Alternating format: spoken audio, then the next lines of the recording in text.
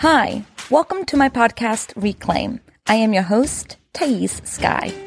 I have supported women navigate the complexities of being human for over 10 years. This podcast is where I disseminate some of those learnings and offer thoughts and guests to guide you into your healing. Welcome.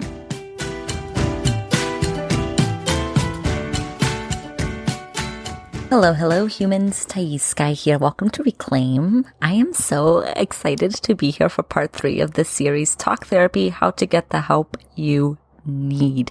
I'm getting really incredible reviews about this series, which touches my heart because I didn't actually think I had this much to say, and now I'm realizing, oh my gosh, this needs to be longer than 5 parts. I mean, I want to have a whole episode on psychoanalytic psychodynamic therapy. I want to talk more about it. I want to give you a really rich understanding of what that type of therapy can do for you. Oh my gosh, there's just so much I want to talk about. But I'm going to keep it at 5 parts for now. And then maybe next year for Mental Health Awareness Month, I'll do another 5-part series. Who knows? We'll see how it goes. But I have been receiving really wonderful feedback from all of you. Some of you are students of psychotherapy. You're thinking about getting your master's in therapy or social work. And this series has been really helping you understand the field. I love that. And part 5 of this series is going to be all about what to consider if you're going into the field, what I've learned as I started in this field, what I wish I had known, etc., etc. So if you are thinking about going into the field of mental health, DM me on Instagram. My handle is @IamThaísSky, and give me the questions. Like, what would you love to know from somebody who's on the other side, or almost on the other side? I am literally maybe 5 to 6 months away from being done my hours, 3,000 hours. I'm so close to being done. So ask me the questions so that I can make sure that that episode is really specific and tailored to what you want to hear from me. Just a brief overview of the series, especially if you're just tuning in for the first time. You certainly don't have to listen to part 1 or part 2 to get part 3. But of course, I'm biased and I'm like, listen to all the parts. And, you know, they're not in order. You can listen to any one at any time. But I am building a thesis here. I'm building an argument. This series is not meant to be simply informational. I am not an unbiased information giver. I'm not that. I am a human being in the world of mental health, and I'm giving you a biased, but also grounded in evidence and research. It's not just me that thinks this way, about a specific way to think about mental health. And I want to give you a brief overview of my theory, my thesis here. In part 1 of this series, I talked about an overview of the mental health profession or mental health field. I talked about the different professions. I talked about certifications versus licensure. I talked about the different types of support. Talk therapy is not the only solution. It's not the only answer. There are so many other ways to get support. Group therapy, couples therapy, medication, inpatient, outpatient treatment centers, all of that good stuff. There's drama therapy, art therapy, yoga therapy. I mean, there's so many options out there. Okay, so then in part 2, I give you a brief history of psychotherapy, the world of psychotherapy. And I also break down the different types of modalities of psychotherapy. And then I talk about why talk therapy works. Now, in part 3, we're going to dive into diagnosis, which means I have to talk about the DSM, and I have to talk about the problems with the DSM and what it means to get a diagnosis and to not get a diagnosis. I know in part 2, I shared that in this part, I was going to also give you a brief overview of some of the major diagnoses that we find in the field, but I'm not going to do that. And I'll tell you why I'm not going to do that a little bit later on. So that's what you can expect in this part. Now, what's the theory, Thaís? What am I trying to build? Here are some of the premises of my theory. 1, psychotherapy works. Psychotherapy works because healing happens in relationships. This is evidence-based. This is supported by research. Psychotherapy works. Talk therapy works because relationships heal. So then you're like, okay, then what is psychotherapy? Well, I define psychotherapy as very specific. I define psychotherapy as an emotionally intimate, long-term support. Now, you may argue, well, Thaís, but do I have to be in therapy forever? Or do I have to be in therapy for a long time? No, you don't. You don't have to be in therapy for any length of time. But this is the thesis that I'm building. My argument is that therapy works when it's long-term, when it's relationship-based, when it's guided by emotional intimacy.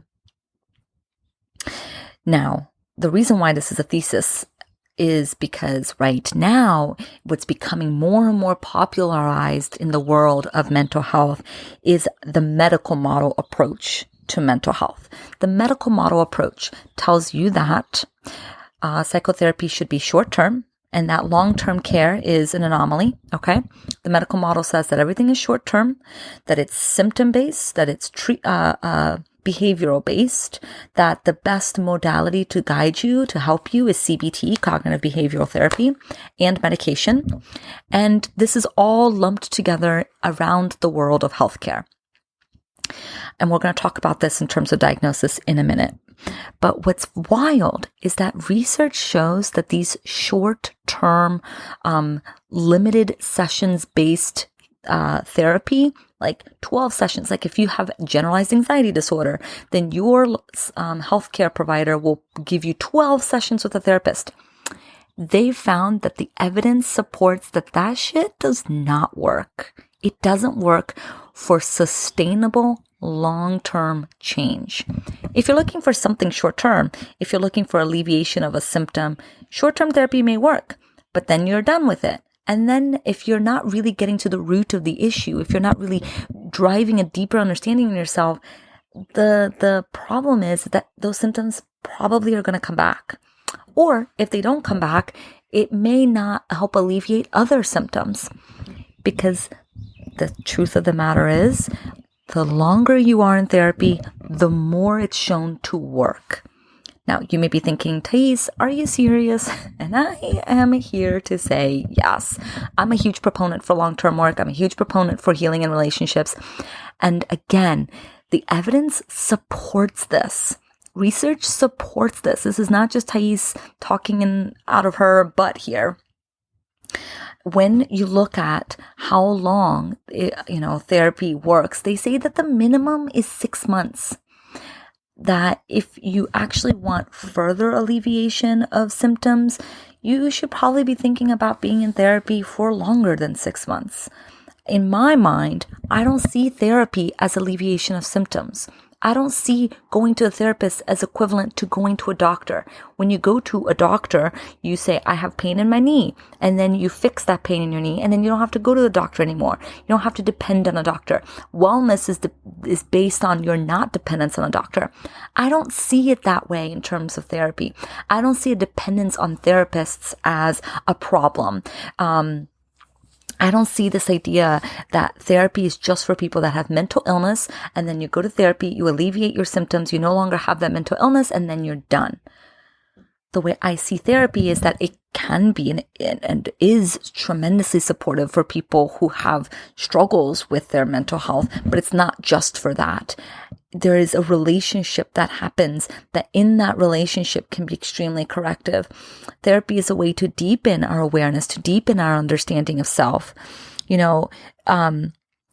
Helping people change problematic behaviors and mental states is not the fullest way that we can look at it, but therapy can also, like, therapists help people accept themselves with their limitations, improves people's overall resiliency, their sense of agency, tolerance to a wide range of thoughts and emotions, self-continuity, realistic self-esteem, capacity for intimacy, moral sensibilities, and awareness of others as having separate subjectivities. I read that directly from a wonderful book that I have here by Nancy McWilliams.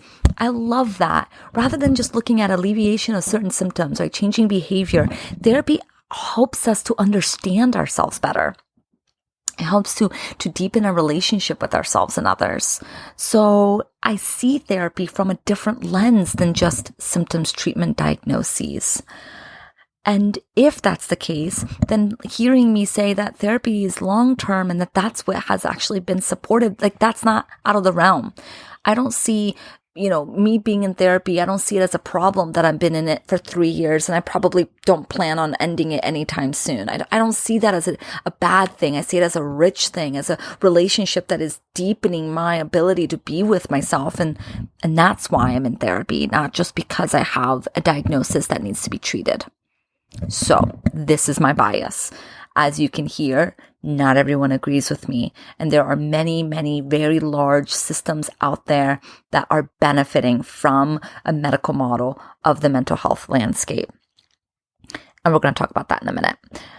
Okay, so if therapy is not just about getting tools to short-term change our lives, but actually about deepening our insight and awareness, well, how does diagnosis come in all of this? Because of course, if you're in the mental health field for any length of time, you've probably heard of a diagnosis, or if you are in treatment with a therapist, you may have received a diagnosis, especially if your health insurance covers it. So when I looked up the definition of diagnosis, Google told me that diagnosis is the identification of the nature of an illness by examination of symptoms. Now, we may think of diagnosis in the medical model as we're thinking about getting diagnosed with diabetes, right? Getting diagnosed with something happening physically. The challenge with the difference between a diagnosis in the world of mental health and the diagnosis in the medical model is that because medical diagnosis often points to an underlying biological cause, right? Like chest pain, for example, is not a diagnosis. It's a symptom. Pneumonia, for example, is the diagnosis. So the diagnosis describes an underlying biological condition that may be causing the chest pain. Now, psychiatric diagnoses in the DSM, which the DSM stands for the Diagnostic and Statistical Manual of Mental Disorders. The DSM, some people consider the Bible of the mental health field. It lists it's a huge book that lists hundreds of what they consider mental disorders. And so the way it goes, right, is that you have a list of symptoms, you go to a psychiatrist, you go to your primary care physician, or you can even go to a psychotherapist, and they will listen to your problems, and then they will typically give you a diagnosis. Because in the world of psychiatry, the diagnosis is then what leads the medication. You need to have a diagnosis in order to know what to medicate you with.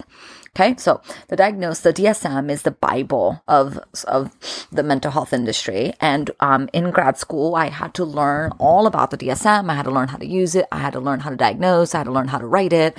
I had to learn the ins and outs of the DSM. We're currently in the Dsm-5. The latest book came out in 2013. And what's interesting is that the DSM was created by the association of the APA, I don't even know what the fuck it's called. APA, let's look it up. The American Psychiatric Association. There it is. Not to be confused with the other APA, which is the American Psychological Association. Okay. So the DSM. Let's talk a little bit about the history, and then we're going to go back to how the DSM, the mind disorders, is different than physical disorders. Yes? Okay. So prior to the 1900s, psychiatrists were few and far in between, right? And they were usually relegated to large hospitals, asylums for severely mentally ill. Yes? At that point in time, psychoanalysis has not yet been created, so there wasn't this thing of like sitting down and talking to somebody about your mental illness. There were just, if you didn't fit to societal norms, you were pushed into an asylum. And we've heard horror stories about asylums, about women going into asylums because they didn't want to have sex with their husbands. Those happened, right? That was a thing. And so these psychiatrists, they were interested in like the pragmatic aspects, right, of managing an asylum. And they really wanted to know how to categorize and define people's behaviors so that they could create a game plan for what to do with the people in these mental asylums. There are also some articles that point to the DSM as a consequence of World War II, that it was developed around oh my gosh, excuse me. It was developed around World War II by the U.S. Department of Veteran Affairs, the VA, needed a way to diagnose and treat returning officers. So there is a little bit of like, who decided it? And I think it was just like a combination of a lot of things that were happening at the time. There were more and more PTSD symptoms showing up in veterans, and there were an increase in people being put into asylums, and there needed to be a way to diagnose. There needed to be a way to represent what is happening so that they could be treated. Yes, so in 1952, the American Psychiatric Association published the very first DSM, which was a classification system that was allowed to be used by doctors and other treatment providers, and it was the first of its kind. It was incredible, but it needed a little help. So the DSM-2 was released in 1968 to incorporate some more of the psychiatric knowledge of the day. It was heavily influenced by psychoanalytic concepts that were prominent at the time, and it did what it had to do until it wasn't working anymore. So then in 1980, they came out with the DSM-3, and they radically changed the structure of the DSM with the goal to improve the validity and the standardization of psychiatric diagnosis. Yes. Okay. And at the DSM-3, that was when things started to change from a more psychodynamic thought into a more descriptive categorological thought. It was less about trying to understand the root cause of things, which can be complicated to categorize, and more of an attempt to list out the symptoms and put names to those symptoms. Yes. Now, I can't go further than DSM-3 to talk about the fact that, like, hello, the DSM is wildly racist, sexist, homophobic, highly problematic. Of course it is. The systems that's been running in this country and the world has been predominantly what? White men. So, of course, our lens in which we see the world is going to affect what we categorize as a disorder or as not as a disorder, right? We talked about in part 1 how the question is who gets to decide what's a disorder and not a disorder. Why is it that misogyny is not a disorder in a DSM? Why isn't it a disorder? But there's other things that are in the disorder that are specifically like sexual categories, like I forget what it's called, but there's a whole diagnostic classification in the DSM for women who don't want to have sex. Like, why is that a mental disorder? Can we talk about that? That is ridiculous. So the DSM-3 problems, because in the DSM-3, homosexuality was diagnosed as ego-dystonic homosexuality. That's right. To be gay was a mental disorder. Yes. So this isn't going to work. They created the DSM-4, then they created the DSM-5. They just keep coming out with these books, and they're expensive, and the American Psychiatric Association likes to sell them and likes to push them because then they get to feel like they're relevant because they created categorizations of people. I know I'm being a little facetious here, but hear me out. Here's an article, academic article that I'm reading from, called DSM-5 and Beyond, a critical feminist engagement with psychodiagnosis. Here's what she says. With the 5th revision of the DSM, psychiatric diagnosis has once again come under the microscope. The circumstances surrounding this revision set it apart from the previous ones. In the U.S., psychiatry and the other mental health professions have been transformed by the corporatization of medicine and the bureaucratic management of healthcare. Moreover, the sweeping re-medicalization of American psychiatry has marked the DSM-3 now virtually complete. This reorientation was not propelled by new scientific discoveries. It was largely an effort to stave off a crisis of legitimacy and to ensure a place for psychiatrists in the lucrative and prestigious tent of medicine. Nonetheless, today, the medical metaphor has assumed the status of fact. My doggy is playing with his new squeaky toy. Even though scientific evidence for a biological basis of most psychiatric problems remains limited. At the same time, psychoactive drugs have become a taken-for-granted part of everyday life in many Western high-income societies, and their use is increasingly casual and widespread. Finally, the reach of the DSM has expanded greatly. Not only does it serve to determine who is ill and who is not, it also serves as the primary determinant of insurance eligibility, disability payments, and who receives special educational services. It figures in legal decisions regarding child custody disputes and criminal responsibility. It shapes the direction of research, the allocation of research funds, and the approval of new drugs. Furthermore, it informs the structure and content of courses and textbooks on abnormal psychology in the various mental health professions. The DSM is no longer for psychiatrists. Oh my goodness, hold on. Okay, this is real life, folks. This is me into real life. Okay. So essentially what that article says, right, is that the DSM has gone beyond just for psychiatrists, and it actually infiltrated our world. And we use diagnoses in a lot of different ways, some of which is helpful and some of which can be traumatic,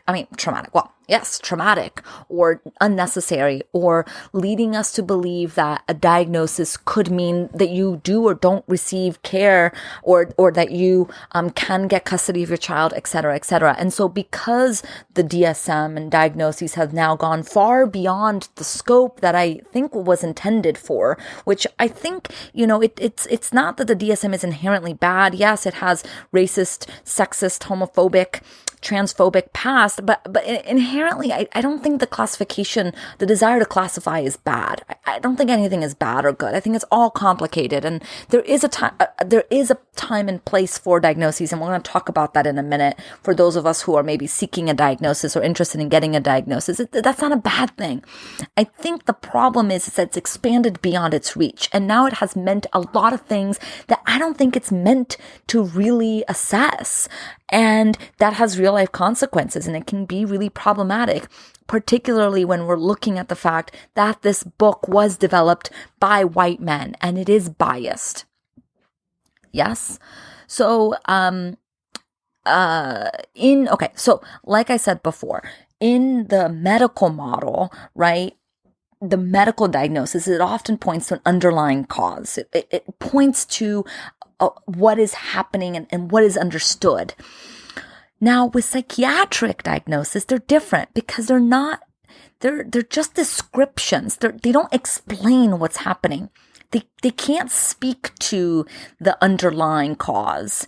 They may sound like a disease, especially because it's called like a disorder, but they're not. For example, let's go with generalized anxiety disorder.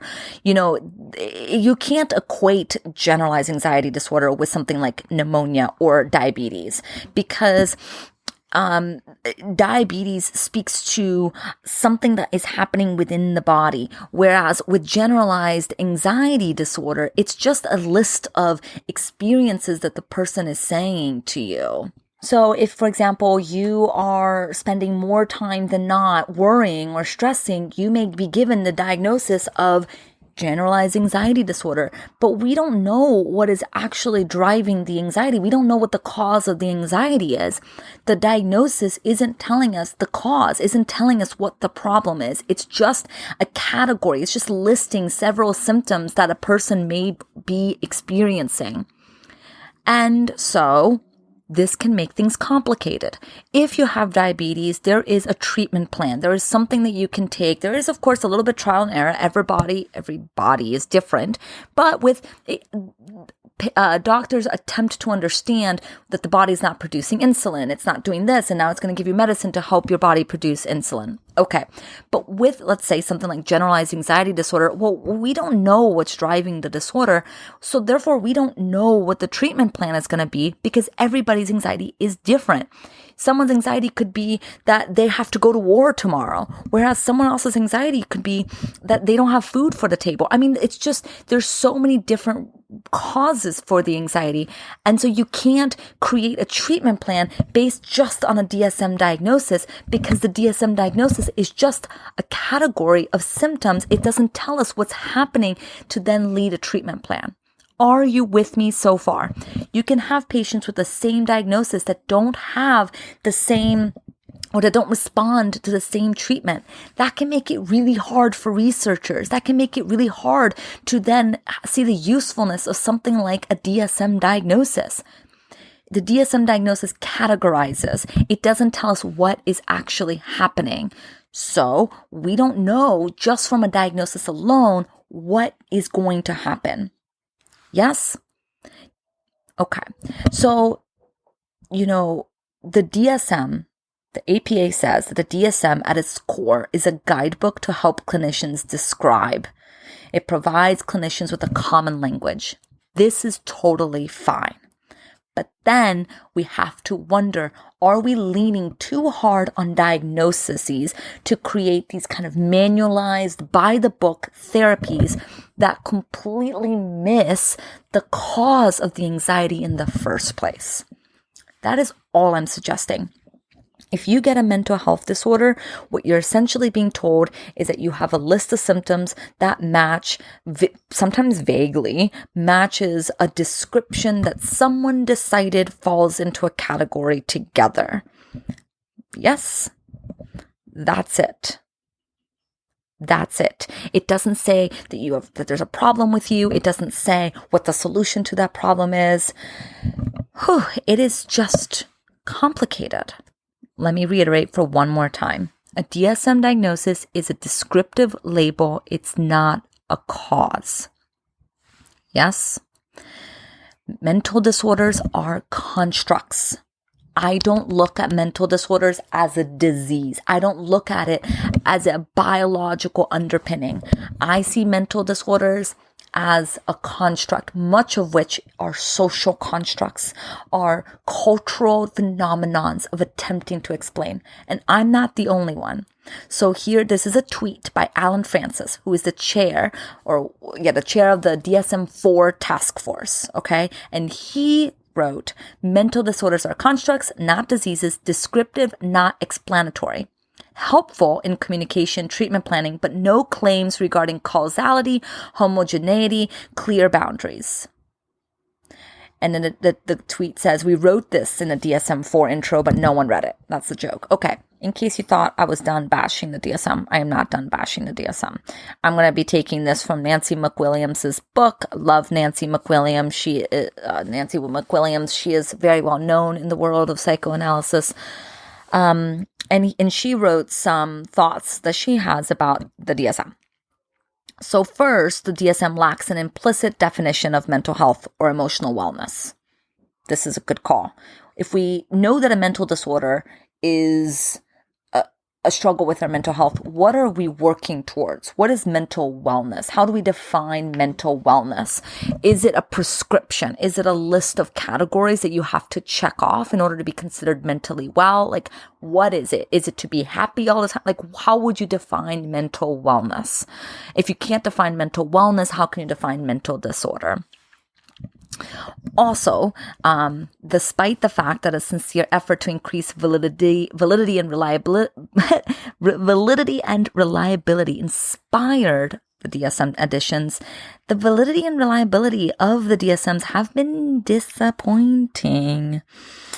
The attempts to redefine psychopathology in ways that facilitate some kinds of research has inevitably produced descriptions of clinical syndromes that are artificially discrete and fail to capture patients' complex experiences.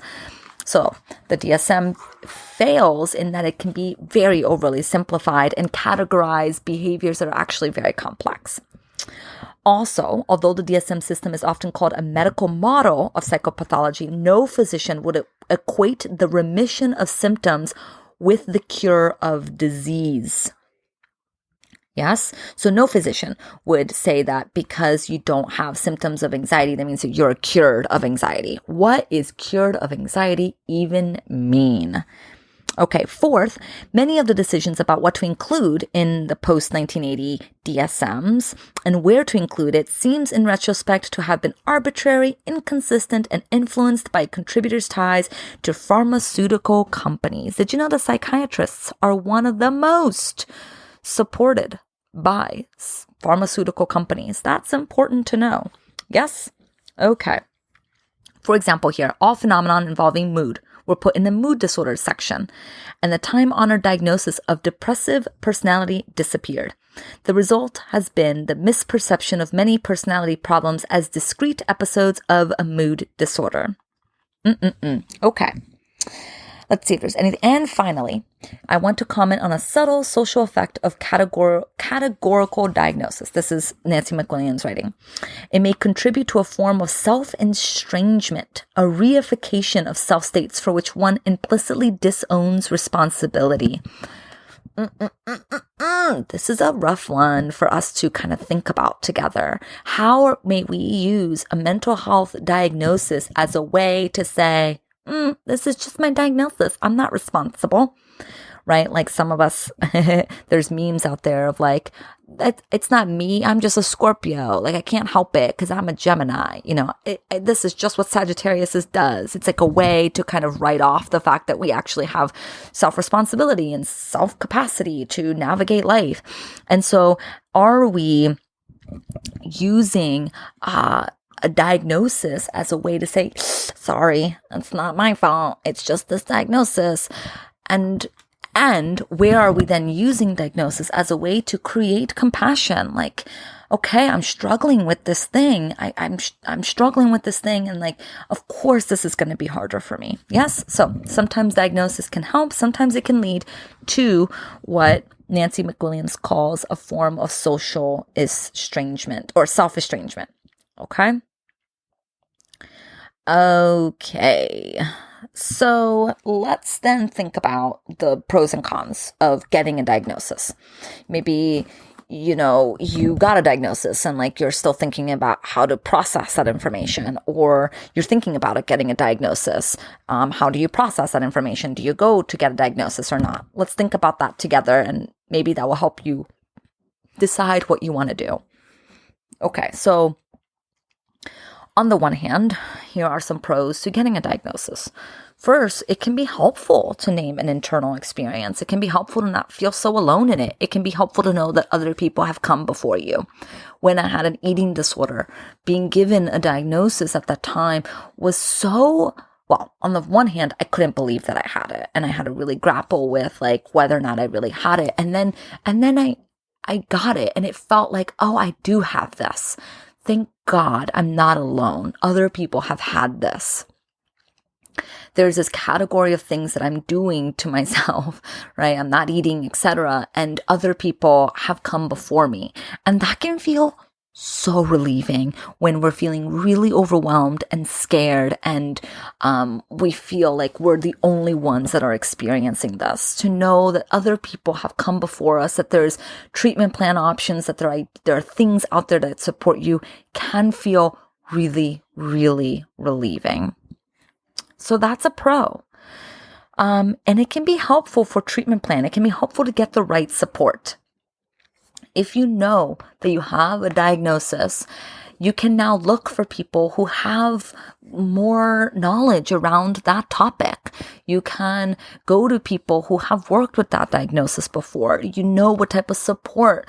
You can check to see like what people say about it. You can find support groups. You can find, people out there talking about it. And it can be really wonderful to get the right type of support.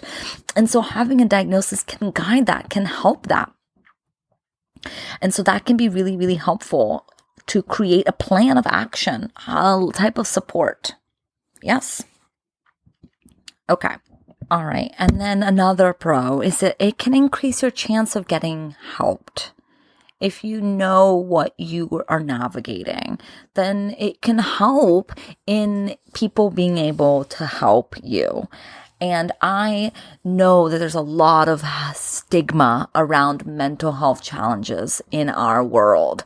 If you tell your parents that you're in therapy, they may think that there's something wrong with you.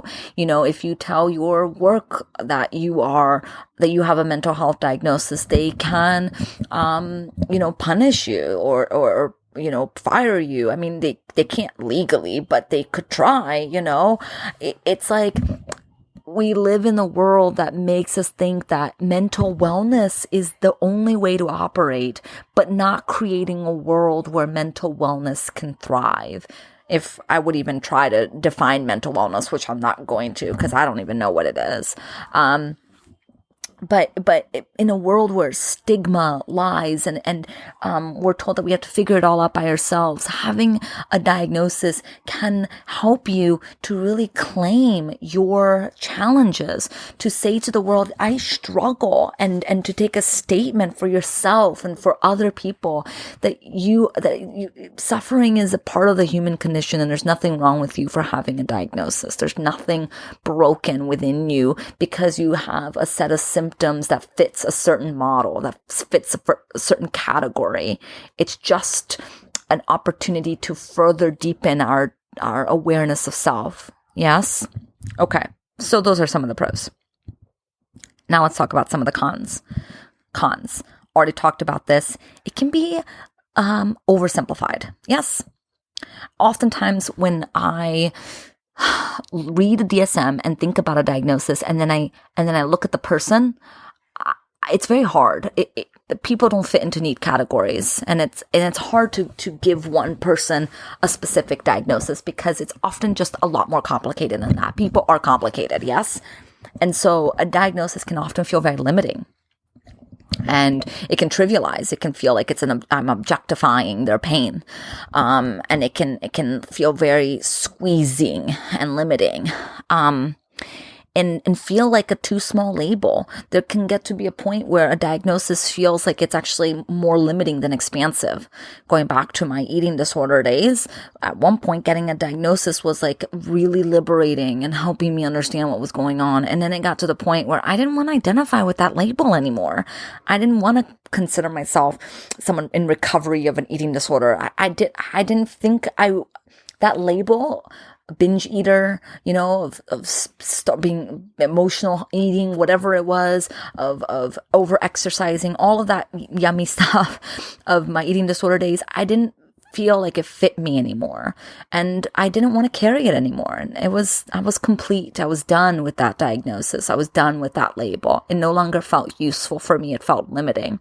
And some of us may carry a mental health diagnosis for the rest of our lives, and some of us may not. And it's very wild that in the same book, in a DSM, there is a diagnosis for sexual dysfunction, and then there is a category for autism, and then there's a category for personality disorders, and then there's a category for anxiety, and then there's a category for schizophrenia. I mean, all of these are so freaking different and require such different ways of thinking about ourselves and thinking about the world, and it's wild that they try to lump it all into one book. So you may not feel like that label really defines you. It may feel too limiting, and that's totally valid. Another important con of getting a diagnosis is that diagnoses can and often do thrive in a racist, sexist society. It's a way of saying that certain behavior is good and certain behavior is bad based on our patriarchal, colonized, kind of capitalistic society. It's important to keep that in mind. Now, the way that health insurance tends to work is that if you want to get mental health coverage through your healthcare, if you're in the US, there are parity laws. Parity laws, at least in the state of California. I can only speak for the state of California. Parity laws says that health insurance must provide mental health coverage of equivalent value to what they cover for physical health coverage. So most insurances will cover something, will cover some mental health thing. Here's what's really fucked up about the way our system operates, okay? You can go to, let me back up. You can use your insurance to get coverage for therapy. And usually what will happen is the insurance, you'll pay a copay or you'll pay off your deductible, and then the insurance will cover the rest. That's generally how it works depending on your policy. If your policy covers out-of-network therapists, your therapist doesn't accept your insurance or whatever, they can send you a super bill that you then submit to your health insurance, and then they will cover however much they'll cover, the point up to the deductible, right? Okay, so if you're using health insurance to cover your mental health, most likely your health insurance is going to require a diagnosis. It is unethical and illegal for a therapist to create a diagnosis that doesn't fit you just so that you get your sessions covered by insurance. So your therapist is going to have to evaluate you and create a diagnosis that they believe accurately describes what you're experiencing. If they give you a diagnosis that's not covered by your health insurance, you're then going to be responsible for paying your therapist's fee. And oftentimes, if your therapist is sending the health insurance a diagnosis, they're going to talk to you about it. If they're a good therapist, they need to talk to you about it, and you two can decide together if the diagnosis fits and if you want your insurance to know, and if you want to go down that route, go that way.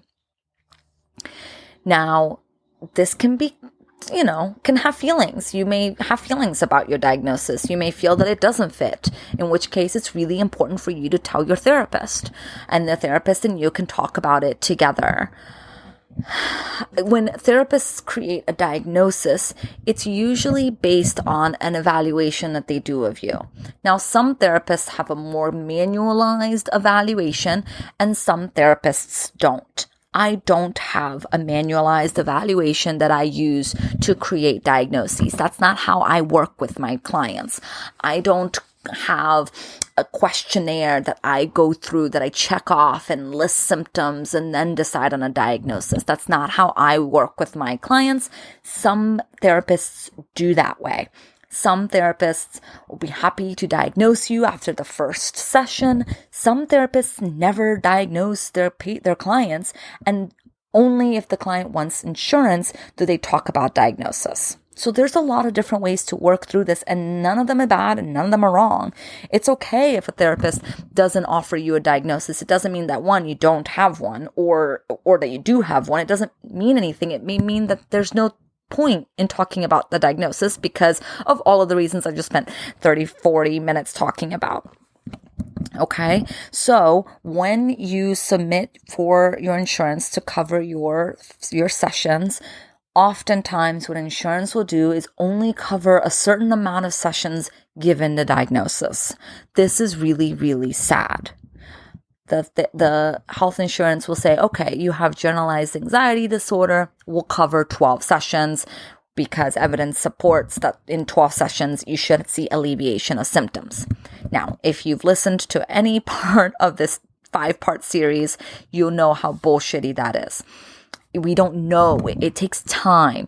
We're looking at 6 months to a year, sometimes a couple years to see symptoms go away. And oftentimes it requires,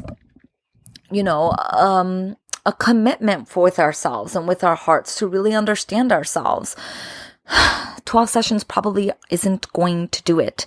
And that can be really confronting because of the limitations of our healthcare.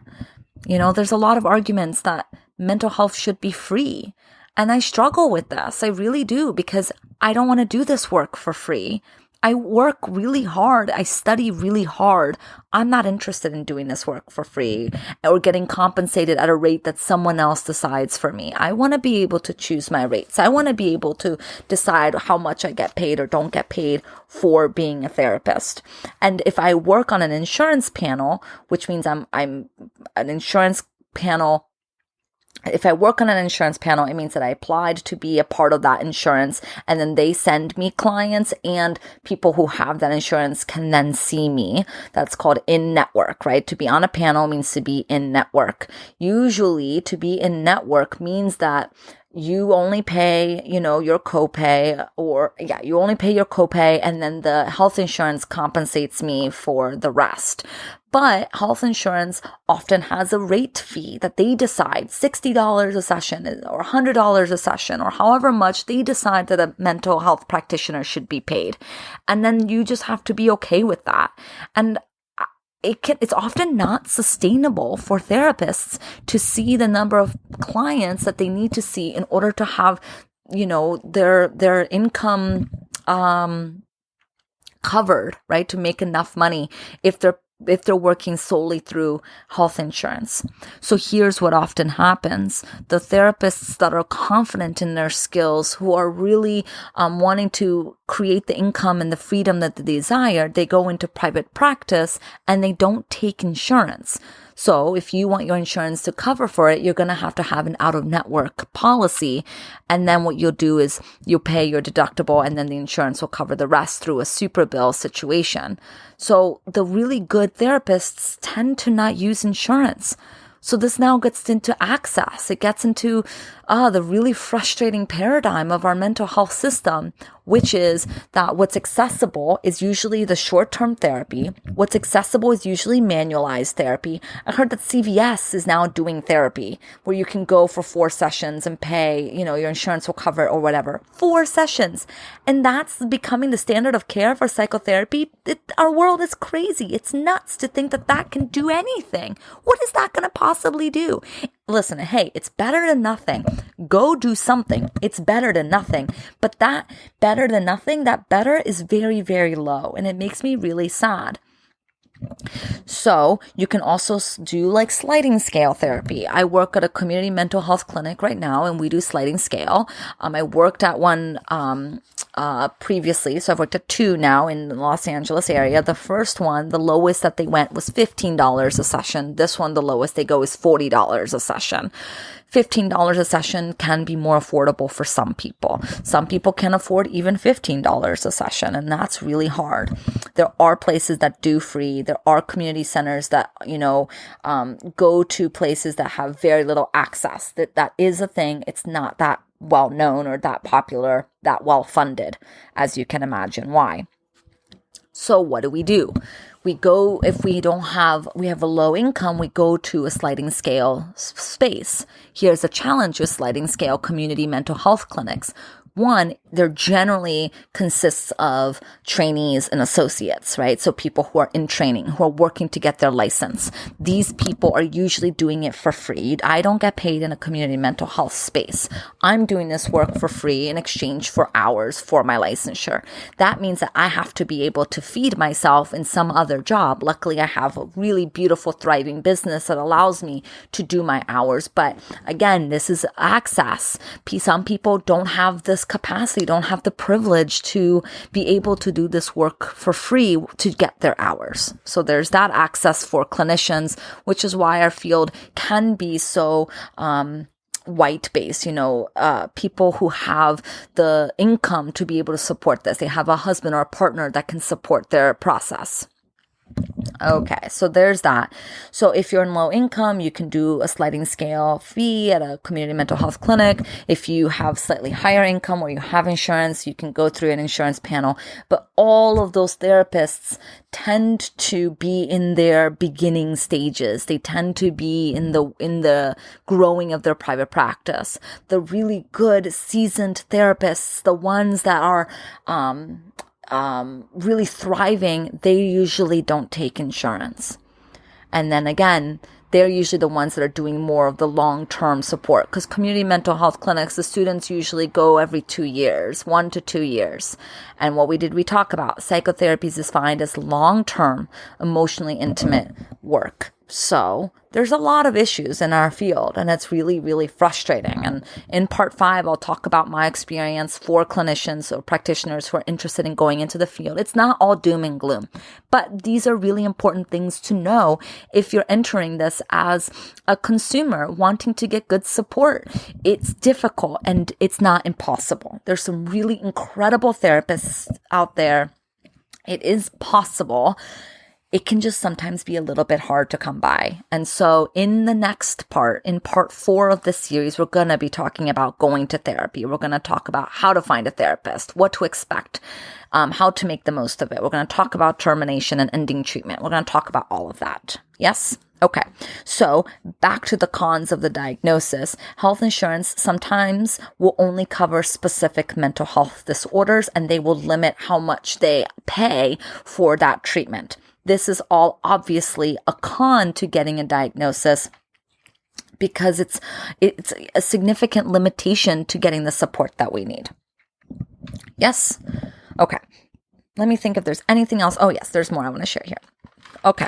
One of the things that I forgot to mention earlier about the DSM that's like a real bummer is that the DSM does not yet identify complex PTSD. So if you've heard of complex trauma, complex PTSD, this diagnosis is all about having chronic trauma in childhood that is continuing to affect our lives now. The DSM does not have that as a diagnosis, despite so much lobbying and attempts to get it into the book. It's not yet in the book. So you can't, health insurance won't cover complex PTSD because it's not a DSM diagnosis. Another limitation of the DSM. Yes, it's just not quite up to date to all the incredible research that's been going on, because complex PTSD or complex trauma is a thing. It is a thing. We've seen it. It's evidence-based, but it's not yet in the DSM. Maybe it'll be in a DSM-6. Who knows? Okay, so should you get a diagnosis? Now, this is a very, very individualized decision. If you are currently in therapy now, you could ask. If you don't know a diagnosis, you can ask and talk about it and see what your therapist says and think about it together if you feel like that's helpful for you. I've been in therapy for 3 years. Every therapy student diagnoses themselves with like a bajillion mental health disorders. It's kind of like the phase where you think you have everything. But I don't know what my diagnosis is according to my therapist, and I don't really think about it that way. I don't really worry about it because, again, what is it? I don't see therapy as just a treatment of alleviation of symptoms. It can do that. I just don't see it as that's the only thing it does. And so I'm in a place right now where I'm not terribly interested in a diagnosis. But maybe you are, and you have every right to get information and to talk about it and to think about it with your therapist. If you're not in therapy, but you think you may be struggling with something that may be in the DSM, like depression, like anxiety, maybe another type of mood disorder, I'm always of the inclination of go to therapy. If you have any curiosity about this, if any of this entices you, if any of this feels of interest to you, go, because it can be so wonderfully beneficial to learn more about yourself, to see what happens, to get into a relationship that may be really corrective and empowering and supportive. My caution to all of you is just to keep in mind that people have different opinions. You may go to 2 different therapists and may get 2 different diagnoses, because a diagnosis is a category based on experiences that you tell the therapist. You could tell the therapist different things or different sides of the story and get a different diagnosis. So it is subjective. It's not an objective truth. Unless we're starting to talk about some more biologically based mental disorders, it's just not always the most true, like fact-based thing. Some of them are, some of them aren't. Some are more fact-based and some are more opinion-based. So just keep that in mind too. The DSM is just a category of symptoms. It's not always the fact. Sometimes it can be, but not always. Yes? Because again, schizophrenia is very different than anxiety, right? Like it's very different and it requires different ways of thinking about it. Autism, how is that a mental disorder? To be atypical, neuroatypical I don't see it as a disorder. Anyway, I can get into a whole thing. All right. So why won't I talk about specific diagnoses? I thought about it. I wanted to break down some personality disorders like narcissism personality disorder, borderline personality disorder, but I'm already at 53 minutes here in this episode, and my concern is that I'm going to oversimplify it, and I want to make sure that I'm really thoughtful and mindful about having this conversation. I think of diagnoses as something very, very thoughtful. I don't just label people. That's not what I do this work for. I'm not in the work of labeling problems and then fixing them. I don't see people as broken. So I don't want to trivialize something really complicated. So maybe again, next year, maybe I'll do part 6 through 10, and I'll do a whole episode on specific diagnoses, personality disorders. Maybe I'll do a whole thing on different terms that are very popular in the world of mental health and debunking and demything some of them, as well as a whole thing on psychodynamic psychotherapy. Ooh, getting excited. Okay, final thought for you. I want to talk about how I, as a clinician, the way I relate to diagnoses, just for you to think about a different perspective also. When I get a new client, the very first session, so the very first session is about learning about the person, why they're coming into therapy, what they've experienced in the past, the different therapies that they've experienced in the past. I want to get a general history of them. And what I'm sussing out in that first session is, are we a good fit? Can I support this person? And is the way I work going to help them? Or are they going to like the way I work, right? Like, are we in sync here about my method? Because if they're looking for something very CBT oriented, they're not going to get that from me. And I want to make sure that they're getting the type of support that they want. So that's kind of clarified in the first session.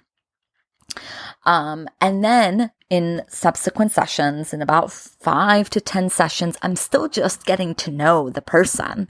But about the 5th session, I do a general assessment that I keep for myself, and it's part of the notes that can be subpoenaed. So it's part of, I'm legally and ethically required to keep notes on every session as a therapist, and those notes can be accessible by the client if they're interested in seeing the notes. I keep them very, very brief, very high level, because they can be subpoenaed. I don't keep anything very detail oriented in these notes. But usually in about the 5th session, I do a general assessment, a brief history. I write it all down so I have it in one place. I keep it in a HIPAA compliant platform.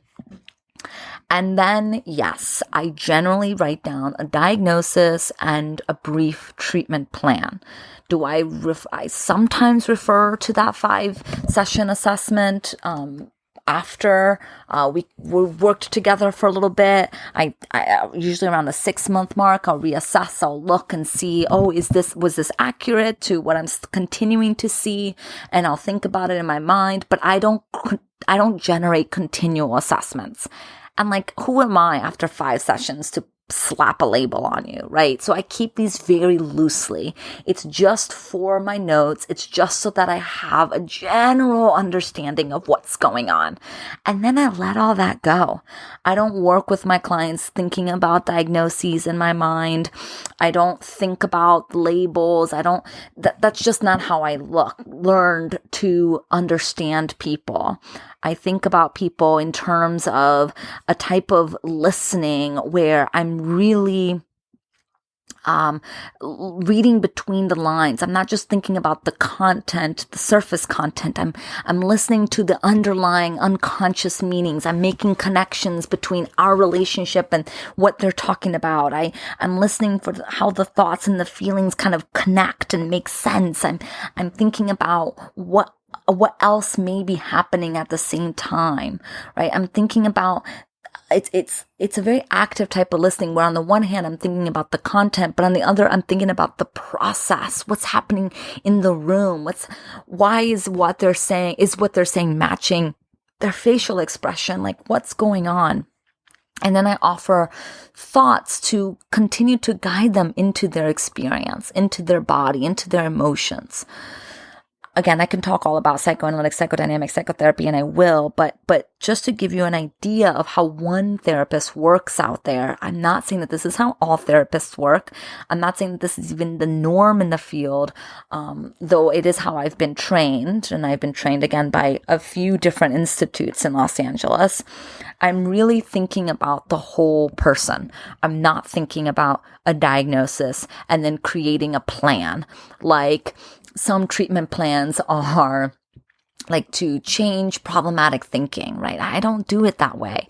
My type of treatment plans are to increase insight and to help think about this thing together. And if a client comes to me and says, I have anxiety, I don't go, okay, well, here's the plan for that. My response is, what does anxiety mean to you? When did you notice that this was occurring? How did you label it as anxiety? I'm really interested in understanding the person's definition of it, because we all have different definitions. I'm not really quite that interested in thinking about things from categories. Now, this way of listening to people is in some ways quite difficult. It's much easier to think of people in categories, create plans for them. It gives therapists a sense of control that they can ensure some type of outcome.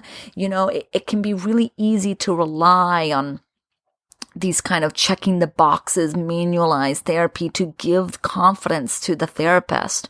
And that's why my particular style of therapy and the way that I've been trained is quite time extensive. It's difficult. It really forces you to think about yourself in a whole different way, because I'm interested in the complexity. I'm not here to simplify, and that's not for everyone. The way I work isn't for everyone, and that's okay. That doesn't mean that my style is wrong or that those people's style is wrong. It's just all about fit. And remember, in part 2, what did I say? No matter the modality, the thing that works the most is the alliance. It's the relationship. It's the working commitment to the work and to each other. It's about a good relationship. That's what makes the therapy work, more so than any approach, any style.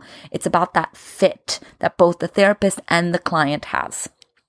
So I'm really excited for the next part, because we're going to really talk about how to find that fit and going to therapy and all of the really complex feelings that may arise when we go to therapy, and how to find the right therapist and how do we navigate all of that. Yes? Okay. I think I said everything I wanted to say. I re-listened to part 2 and I was like, oh, there's so much more I want to say. There is so much I want to say about all this, but I think I covered the big ones, and hopefully I gave you not only my own biased view, but also maybe some additional insight for you to cultivate your own view, for you to kind of think about your way of how you want to think about yourself and think about your mind and your health and how you want to navigate all of this. Yes? So please give me feedback. Let me know. Find me on Instagram at I am Thaís Guy. Tell me how this lands for you. I really love hearing from all of you. And I'll be back next week for part 4 of this series called Talk Therapy, How to Get the Help You Need.